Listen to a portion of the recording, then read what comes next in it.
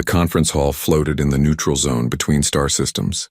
Inside, representatives from 47 different species sat in their specialized chambers. Some breathed methane, others needed extreme cold, and a few existed as pure energy contained in magnetic bottles. But they all agreed on one thing. The rules of war had been perfected over 3,000 years. Commander Vexlar of the Zeltharn hegemony stood before the assembly. His forearms gestured with pride as holographic displays showed his species' greatest achievement. The dreadnought rotating on the screen was a monster of metal and composite materials. Its hull was covered in layers of armor plating, each layer designed to absorb a different type of weapon. Heat-resistant alloys on the outside, shock-absorbing foams in the middle, reflective crystals near the inner hull to bounce back laser fire. 3 meters thick, Vexlar announced. His translator device rendered his clicking speech into something all species could understand. Our armor can withstand plasma fire for 6 hours. Our shields can deflect particle beams indefinitely. We are the standard by which all warships are measured. The other species nodded their various heads, stalks, and sensing organs.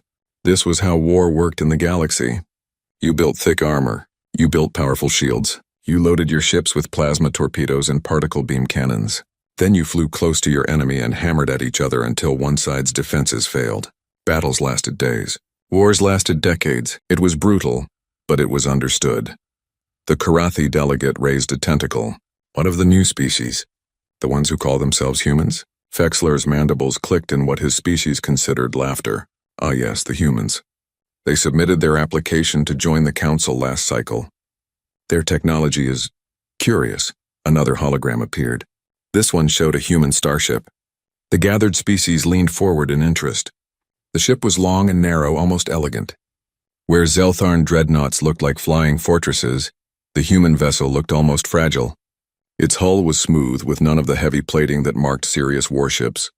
Notice, Vexlar continued, the lack of proper armor. Their hull is thin, barely reinforced. They rely on speed rather than protection. A fatal flaw in modern warfare. What weapons do they carry? Asked the Threen observer. Vexlar manipulated the hologram to zoom in on the human ship's forward section. A long rail extended from the front, surrounded by complex magnetic coils. They call it a railgun.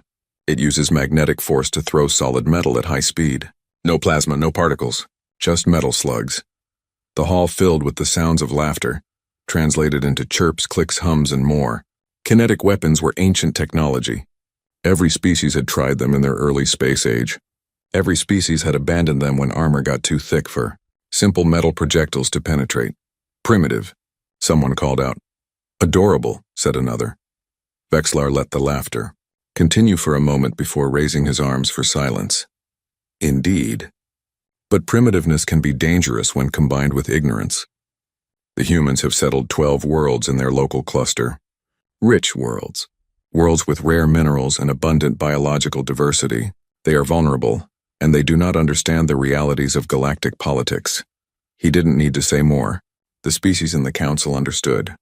The Zeltharn would offer the humans protection in exchange for favorable trade agreements. If the humans refused, well, the Zeltharn fleet would demonstrate why protection was necessary. It was an old game, played by every major power in the galaxy at some point. We will bring them into the fold, Vexlar said, peacefully if possible, by force if necessary. Either way, the hegemony will expand, and the humans will learn how galactic society functions. The council adjourned. Vexlar returned to his flagship feeling satisfied. The humans would be easy prey. Their ships were poorly armored. Their weapons were outdated. And most importantly, they didn't understand that in modern space warfare, defense was everything. You couldn't win if you couldn't survive long enough to close to weapons range. 3 weeks later, Vexlar's fleet assembled at the edge of Zeltharn space. 57 warships, each one a masterpiece of military engineering. The smallest destroyer in his fleet could withstand fire from any human weapon for hours. His dreadnoughts could probably survive direct impacts from small asteroids. The fleet's target was Earth's outer colonies. Not Earth itself. Even the Zeltharn weren't reckless enough to attack a species' homeworld without provocation. But the colonies would send a message. Surrender or watch your settlements burn. Vexlar sat in his command chair as the fleet prepared to jump to hyperspace. Around him, Officers monitored countless displays showing ship status, weapon readiness, and shield strength. Everything was perfect. Everything was according to doctrine. "Sir," his communications officer clicked, "we have sent the standard ultimatum to the human government. They have responded. Already? What do they offer?" "Not an offer, sir. A single word. Our translators are having difficulty with the exact meaning, but the closest equivalent in our language is refusal. Absolute refusal." Vexlar felt a flutter of annoyance. He had hoped the humans would be reasonable. Now there would have to be bloodshed. Not much. A few demonstrations of power, perhaps the destruction of one or two of their poorly armored ships. Then they would understand. "Very well," he said. "All ships prepare for hyperspace jump. We will arrive at their sol system in 3 hours. When we arrive, we will broadcast their rejection across all civilized channels. Let the galaxy see what happens to those who refuse the hegemony's generous protection." The fleet jumped. Space twisted around the massive warships as they entered the higher dimension that allowed faster-than-light travel. Inside his flagship, Vexlar reviewed the battle plan. It was simple. Arrive in overwhelming force. Demand surrender. If refused, disable their defensive platforms with particle beams. Then demand surrender again. If still refused, destroy one colony ship. Keep escalating until they broke. It was a proven strategy. It had worked on 6 other species in the last century alone. The humans would be number 7. As the fleet traveled through hyperspace, Vexlar studied the intelligence reports on human military capabilities. Their fleet was smaller than expected. Only 23 warships scattered across their 12 colonies. Their largest ship, the one called Indomitable, was commanded by an Admiral Sarah Chen. She had no combat experience against galactic opponents. Her entire species had no combat experience against galactic opponents. This would be over quickly. Vexlar didn't allow himself to feel pity. The galaxy was harsh. Species either adapted to its realities or were absorbed by those who had. The Zeltharn had climbed to power by understanding this truth. Now they would teach it to the humans. The hyperspace alarm chimed. 3 minutes to arrival. Vexlar ordered all ships to battle stations. Weapons were charged. Shields were raised to maximum. Armor plating was angled to present the thickest protection forward. 57 warships prepared to emerge into normal space like an iron fist. They had no idea they were about to sail into a revolution. The Zeltharn fleet emerged from hyperspace at the edge of humanity's home system. 57 warships appeared in a carefully arranged formation, each positioned to show maximum intimidation. Their armor plates gleamed under the distant light of Sul. Their weapons were powered and ready. It was a sight that had broken the will of countless species before. On the bridge of the UEN's Indomitable, Admiral Sarah Chen watched the enemy fleet appear on her displays. She was a small woman by human standards, barely 5 feet tall, but she commanded the room with absolute authority. Her crew sat at their stations, calm and professional, despite the overwhelming force arrayed against them. Fleet count confirmed. Her tactical officer reported. 57 vessels, all heavy cruisers or larger. They're broadcasting on all frequencies. "Put it through," Chen said. Vexlar's translated voice filled the bridge. "Humans of the Sol system, you stand before the might of the Zeltharn hegemony. We offer you one final chance. Accept our protection, submit to our trade agreements, and acknowledge Zeltharn's superiority. Refuse, and we will demonstrate why we have ruled this sector for 800 years. You have 1 hour to respond." Chen muted the channel and looked at her communications officer. "Did we record that?" "Yes, ma'am." "Good. Send it to High Command. Make sure everyone back home hears how they threatened us." She turned to her tactical officer. "Status of our fleet? All 23 ships are in position. Weapons ready. Targeting solutions are locked. And the special package? Loaded and ready, Admiral." Chen allowed herself a small smile. She had spent months studying recordings of galactic warfare. The battles were slow, grinding affairs. Ships would approach each other at sublight speeds, trading fire for hours or days until one side's armor finally failed. It was warfare by attrition, and the species with the thickest armor usually won. Humanity had watched those recordings and reached a simple conclusion. The galaxy was fighting wars from humanity's 19th century. They had optimized themselves into a corner, building better and better armor to counter better and better guns. But they had forgotten a basic truth of physics. Kinetic energy increased with the square of velocity. "Open a channel to the Zeltharn commander," Chen ordered. Vexillar's face appeared on her screen. He looked smug, confident. His 4 arms were crossed in a gesture of superiority. "Have you come to accept our terms?" he asked. "No," Chen said simply. "I wanted to see your face before we started. I wanted you to know that what happens next is your choice. You came to our home. You threatened our people. You assumed we would be easy prey because our technology looks different from yours." Vexillar's mandibles clicked in irritation. "Your bravado is noted, but words will not save you when plasma melts your inadequate hull plating." "You're right," Chen agreed. "Words won't save anyone, but physics will." She made a cutting gesture and her communications officer closed the channel. "Ma'am?" her tactical officer asked. "Fire Mission Alpha," Chen ordered. "All ships open fire on assigned targets. Let's educate the galaxy."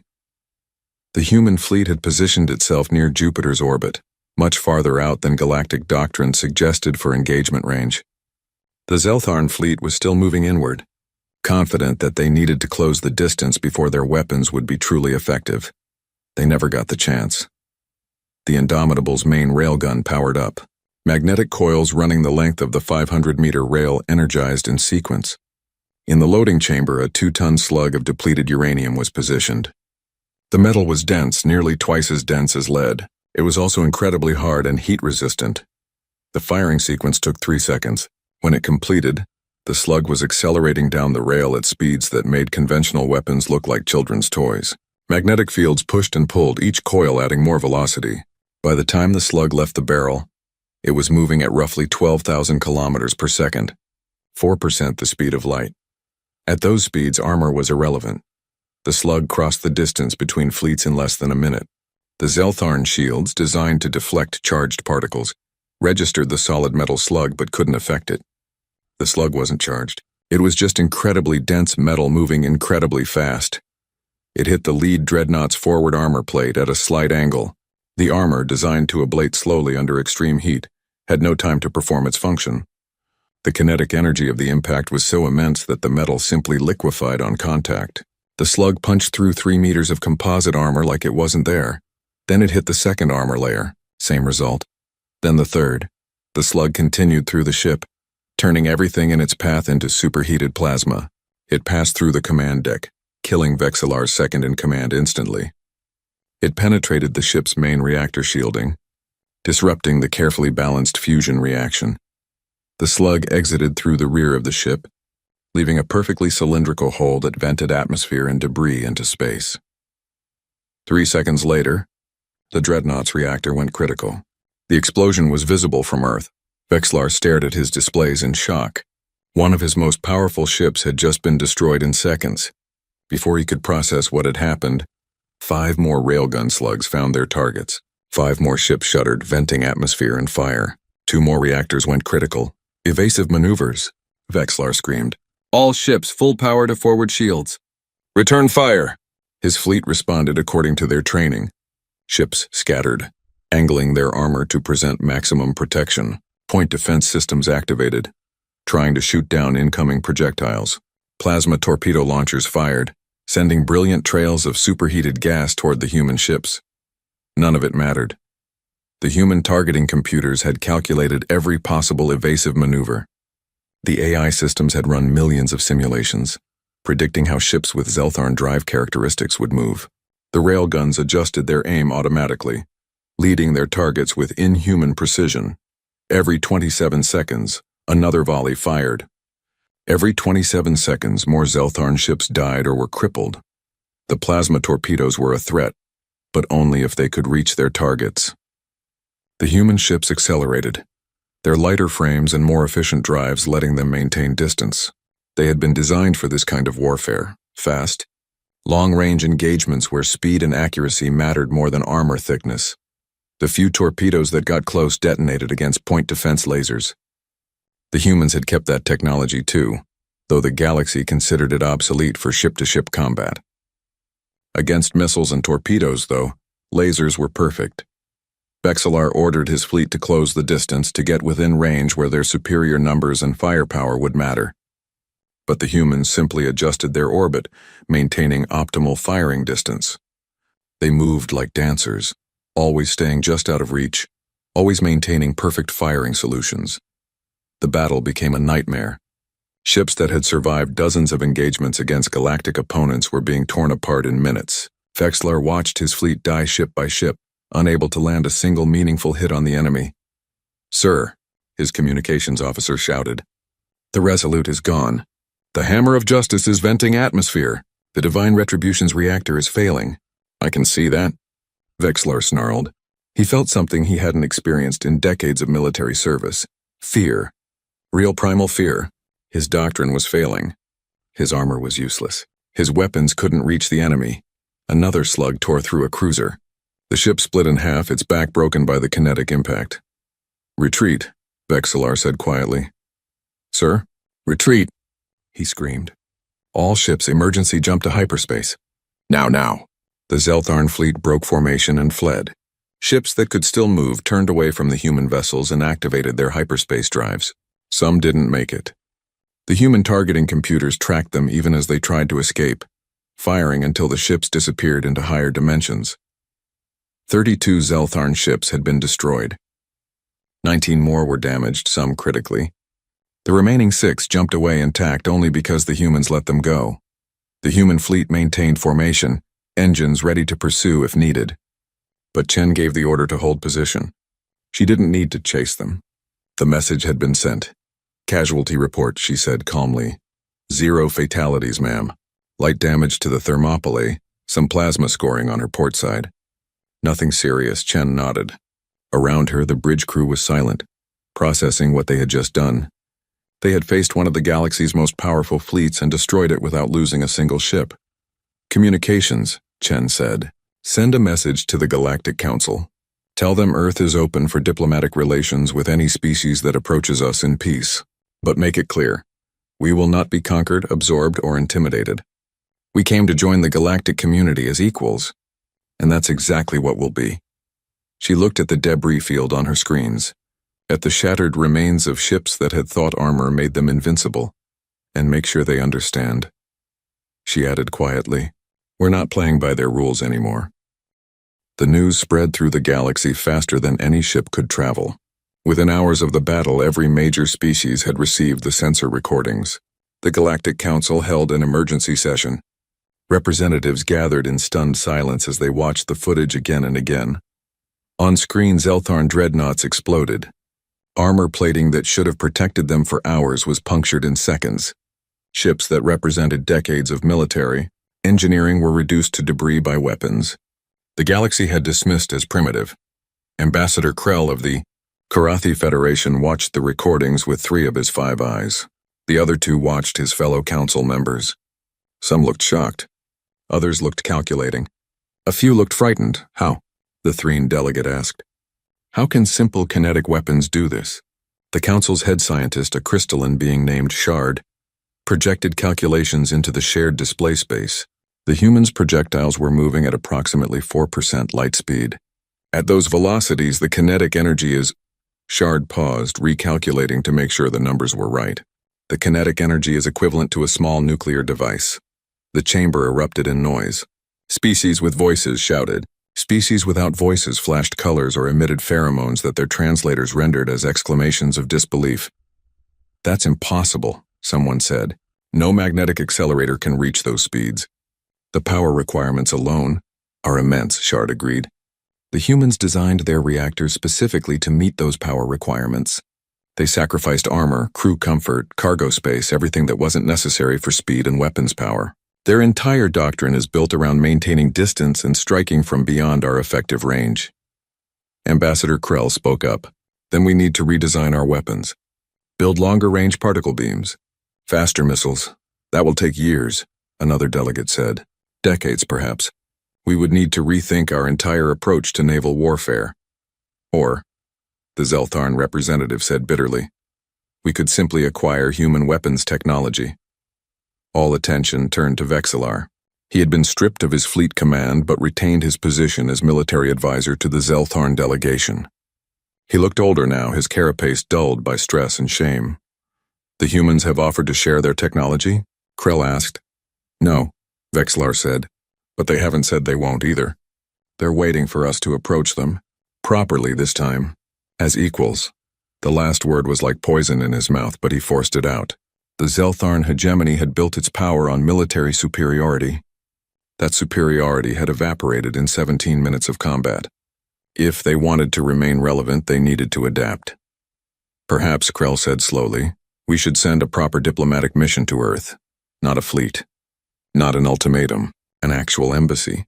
The Council debated for hours. Some species argued for immediate engagement with humanity. Others wanted to observe from a distance. A few suggested that the humans should be contained before they spread their doctrine further. While the Council argued, researchers across the galaxy were already tearing apart the problem. Why had railguns been abandoned in the first place? The answer was complicated. Railgun technology required several specific advances to work at this level. First, you needed materials that could handle the immense stress of magnetic acceleration. Most species had developed strong materials, but they had optimized for armor rather than structural integrity under rapid magnetic flux. Second, you needed tremendous power generation in a small space. Most galactic species used fusion reactors, but their designs prioritized longevity and stability over raw output. Human reactors were designed to surge power when needed, even if it meant shorter lifespan and higher maintenance requirements. Third, you needed computing power sufficient to calculate trajectories for projectiles moving at near relativistic speeds. You had to account for stellar gravity, orbital mechanics, time dilation, and enemy evasive maneuvers. Most species' computers were powerful, but they had been optimized for other tasks. Human AI systems had been specifically designed for weapon targeting. Finally, and perhaps most importantly, you needed a military philosophy that prioritized range and speed over armor and staying power. Every galactic species had evolved their warfare doctrine based on close-range engagements. They had spent millennia perfecting that approach. Humanity had looked at that approach and asked, what if we just didn't let them get close? It seemed obvious in retrospect. But 3,000 years of tradition were hard to overcome. 3 days after the battle, the Karathi Federation sent an official message to Earth.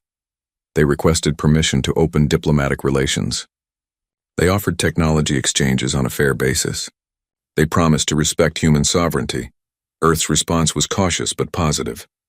Within a week, Karathi ships arrived at the Sol system. Unarmed transport vessels flying white flags of peace. Ambassador Krell personally led the delegation. Admiral Chen met him on a space station orbiting Mars. She wore her formal uniform, medals gleaming on her chest. Krell wore ceremonial robes that changed color with his emotions, currently showing diplomatic silver with nervous gold undertones. Admiral Chen, Krell said through his translator, thank you for agreeing to meet with us. Ambassador, Chen replied. She gestured to a conference room. Please, let's talk. Inside, the two leaders sat across from each other. Krell studied the human carefully. She was small, unimposing physically, but there was steel in her eyes. I want to be direct, Krell said. The Karathi Federation would like to purchase or license your railgun technology. Chen shook her head. No. Krell's colors flashed surprised orange. No. We are prepared to offer generous compensation. Technology exchanges, trade agreements, mutual defense pacts. It's not about compensation, Chen said. It's about philosophy. Our weapons work because our entire military doctrine is built around them. You can't just bolt railguns onto your existing ships and expect them to work the same way. You'd need to redesign everything. Reactors, targeting systems, hull structure, combat training. And even if you did all that, you'd just be copying us instead of innovating for yourselves. Then what do you suggest? Chen leaned forward. I suggest we share the underlying principles, not the specific designs. We'll teach you the physics and the engineering challenges we solved, but you figure out how to apply them in ways that work for your species. Maybe you'll come up with something even better than what we built. Maybe you'll find a completely different solution to the problem. Krell's color shifted to thoughtful green. You want us to innovate rather than imitate. Exactly. The galaxy has been stagnant for 3,000 years because everyone plays the same game. We didn't win because our guns are magic. We won because we approached the problem differently. If you want to survive the next 3,000 years, you need to learn how to think differently, not just build differently. Over the following weeks, more species came to Earth. Some came seeking alliances. Others came seeking technology. A few came seeking revenge, but those were quietly discouraged by their own governments. Nobody wanted to face human railguns after watching what happened to the Zeltharn. But there was one species that didn't come talking. The Kryn swarm watched the battle recordings and reached a different conclusion. The humans were dangerous and needed to be eliminated before they could spread their doctrine further. The swarm had conquered 17 species through overwhelming numbers. They would use the same approach here.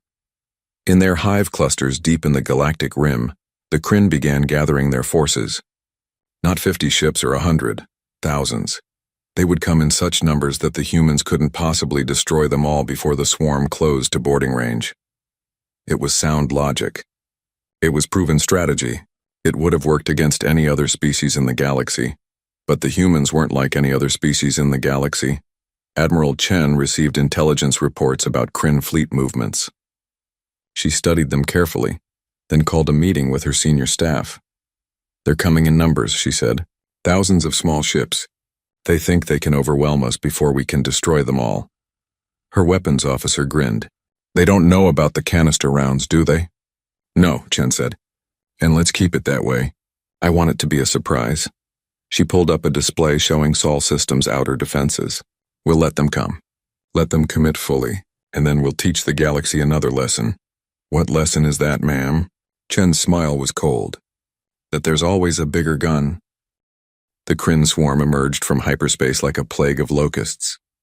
1,800 vessels appeared simultaneously across 12 different entry points to the Sol system.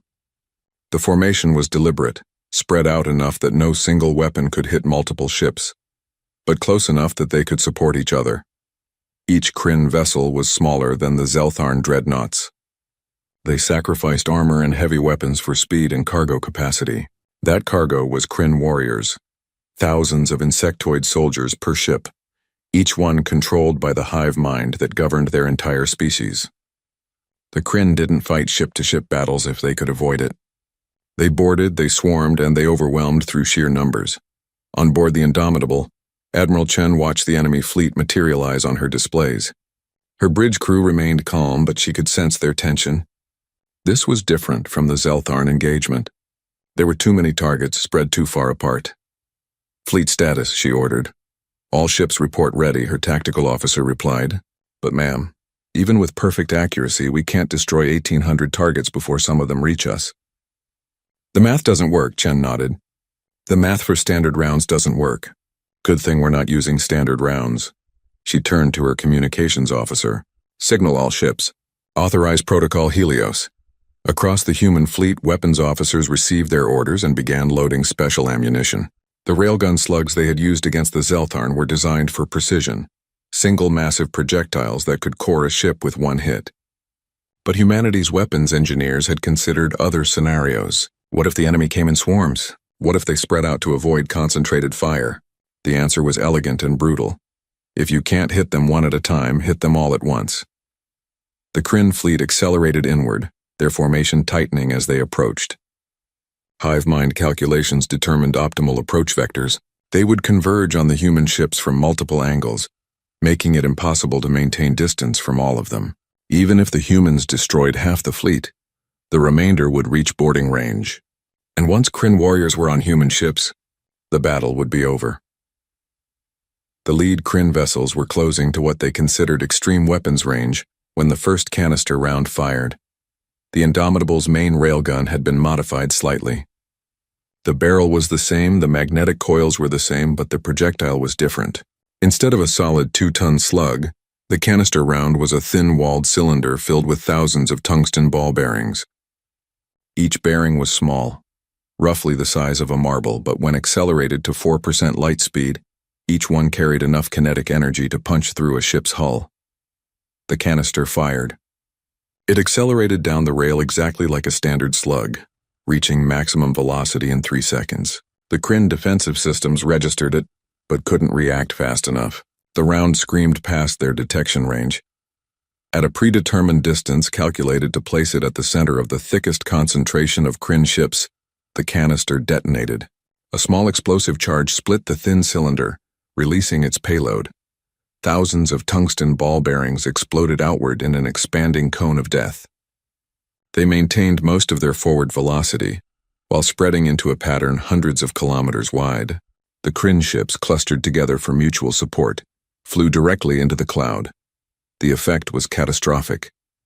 Ball bearings ripped through hulls like they were paper. Ships that might have survived a near miss from a standard slug were shredded by dozens of impacts simultaneously. Reactors were penetrated. Life support was breached. Command centers were torn apart. 87 Kryn vessels were destroyed outright. Another 112 were so heavily damaged that they tumbled out of formation, venting atmosphere and bodies into the void. The Kryn hive mind processed the disaster and immediately adjusted. The remaining ships spread their formation wider, trying to make themselves harder to hit with area weapons. It was the tactically correct response. It was also exactly what the humans wanted. As the Kryn fleet spread out, it became vulnerable to precision fire. The human fleet split into 3 groups, each one targeting a different section of the enemy formation. Standard railgun slugs began firing again, each one carefully aimed at a specific target. The Kryn pushed forward despite their losses. The hive mind calculated that even with casualties, enough ships would reach the enemy to achieve victory. They had faced area weapons before, usually missiles with explosive warheads. The key was to spread out, minimize casualties per hit, and keep advancing. But the hive mind had made a critical error. It assumed that the humans could only fire canister rounds or precision rounds, not both simultaneously. Half the human fleet switched to canisters, while the other half maintained precision fire. The Kryn found themselves in an impossible situation. Cluster together and canister rounds would devastate them. Spread apart, and precision rounds would pick them off one by one. Admiral Chen watched the battle unfold with the detachment of a chess player executing a winning strategy. The Kryn were fighting bravely, but they were fighting the last war. They had optimized their tactics for battles against enemies with limited range and firepower. Against humanity's weapons doctrine, their numbers meant nothing.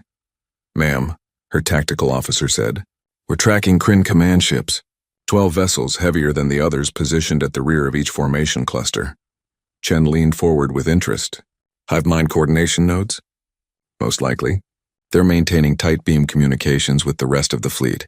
"Target them," Chen ordered. "All ships prioritize command vessels. Let's see what happens when we cut off their head."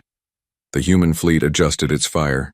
Railgun slugs crossed the void, each one targeted at a Kryn command ship. The hive mind recognized the threat and tried to protect its coordination nodes with screening vessels, but the humans simply fired through the screens. A tungsten slug moving at relativistic speeds didn't care how many ships were in the way. It would punch through all of them. 12 shots. 12 command ships destroyed in 12 seconds. The Kryn swarm's coordination collapsed. Without the command vessels to relay instructions from the central hive mind, individual ship crews were left operating on old orders or basic instincts. Some continued advancing. Others tried to retreat. A few simply went dormant, waiting for instructions that would never come. The human fleet systematically destroyed the ships that continued fighting.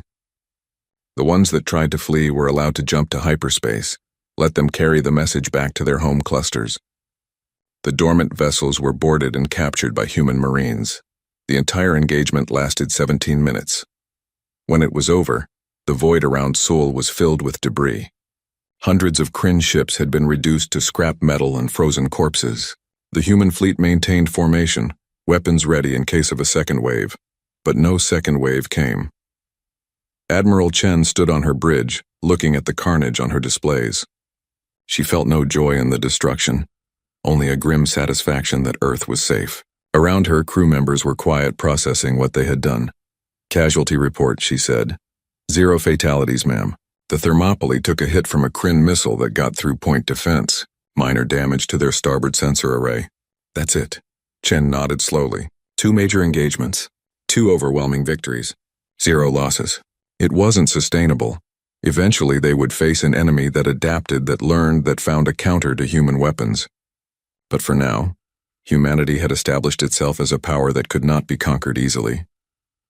"Communications," she ordered. "Send a message to the Kryn home clusters. Tell them Earth is willing to discuss peace terms. But make it clear, if they come at us again, we won't just defeat their fleet. We'll track them back to their home systems and end the threat permanently."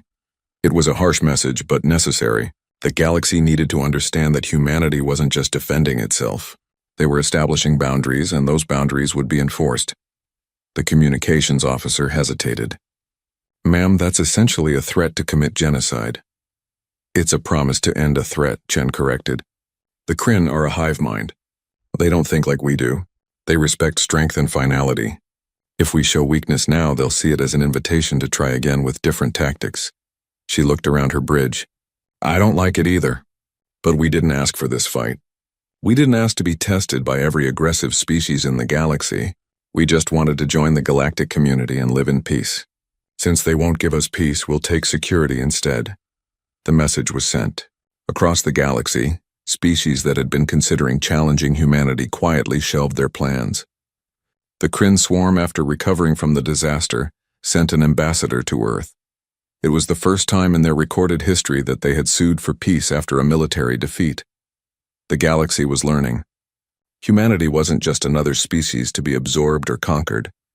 They were a peer power, and they had earned that status through superior technology and doctrine. But more importantly, they had shown a willingness to innovate, to adapt, to approach old problems with new solutions. In a galaxy that had been stagnant for millennia, that made them the most dangerous force imaginable. Not dangerous because they were aggressive. Dangerous because they refused to accept that the way things had always. The Galactic Council chamber was full for the first time in 300 years. Every species with voting rights had sent representatives.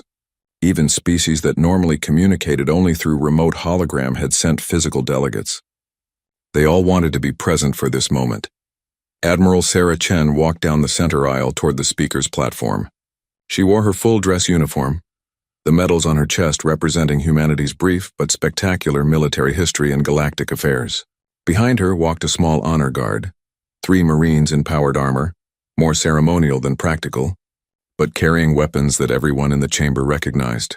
Railguns, smaller versions, scaled for infantry use, but still capable of punching through armor that would stop conventional weapons. The chamber fell silent as Chen reached the platform. She looked out at the assembled delegates. Some looked at her with respect, others with fear, a few with calculation, already planning how to turn humanity's rise to their advantage. Ambassador Krell of the Karathi Federation stood to make the formal introduction. His colors were diplomatic silver with threads of genuine warmth. Unlike many species, the Karathi had approached humanity with honesty and respect from the beginning. "Honored delegates," Krell said, "I present Admiral Sarah Chen, commander of Earth's defensive fleet and representative of humanity before this council. She's been invited to address us regarding humanity's application for full membership in the Galactic Council, as well as to discuss recent military actions in defense of human territory." Chen stepped to the speaking position. She had prepared a speech, but looking at the faces before her, she decided to speak from the heart instead. 3 months ago, she began, humanity submitted an application to join this council. We came in peace, hoping to join the galactic community and share in the benefits of civilization that spans star systems. We offered our technology, our culture, and our friendship. She paused, letting her words sink in. The response we received was not diplomatic overtures or cultural exchanges. The response was a fleet of warships and an ultimatum to submit or be destroyed. The Zeltharn hegemony thought we would be easy prey because our ships looked different from yours. Because our weapons were different. Because we were new. Vexeler, sitting in the Zeltharn delegation, kept his eyes down. His carapace had dulled further since the battle. He was a reminder to everyone present of what happened when you underestimated humanity. We defended ourselves. Chen continued. We used weapons that this galaxy abandoned long ago because you believed they were obsolete. You believed that armor was the answer to every threat, that building thicker hulls and stronger shields was the path to victory. You spent 3,000 years optimizing a doctrine that worked against each other. She gestured to her honor guard. We looked at your doctrine and saw its weakness. You had all agreed to fight the same way, with the same weapons, following the same tactics. You had turned warfare into a formula. And like any formula, once we understood it, we could break it. The chamber remained silent. Species that had ruled sectors for millennia listened to a human who had been in space for barely 3 generations teach them lessons about warfare. The Zeltharn came with armor 3 meters thick. Our railguns punched through it in seconds. The Kryn came with numbers that should have overwhelmed us. Our weapons turned their advantage into a liability. Both times we won not because we were stronger, but because we thought differently. Chen's voice hardened. And both times we were fighting in self-defense. We didn't ask for these battles. We didn't seek to prove ourselves through violence. We simply refused to be conquered. She let that statement hang in the air for a moment before continuing in a softer tone. Now I'm here to talk about the future. Earth wants to join the galactic community. But we won't join as subjects or clients of more powerful species. We'll join as equals with our sovereignty intact and our rights respected. Ambassador Krell spoke up. Admiral Chen, the Council has reviewed humanity's application. After your recent demonstrations of military capability, there is unanimous agreement to grant humanity full membership status, including a permanent seat on the Security Directorate. Chen nodded in acknowledgement, but she wasn't finished. Thank you, Ambassador. But before we accept, I need to make something clear. Humanity doesn't want to rule this galaxy. We don't want to impose our way of warfare on everyone else. What we want is progress. She activated a holographic display showing the battle recordings that everyone had already seen dozens of times. For 3,000 years, you've been fighting the same battles over and over. Same tactics, same weapons, same outcomes. You've achieved stability, but at the cost of stagnation. The hologram shifted to show human ships in combat.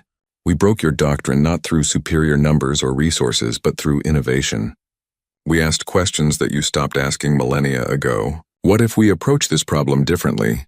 What if the old solutions aren't the best solutions? What if we can do better?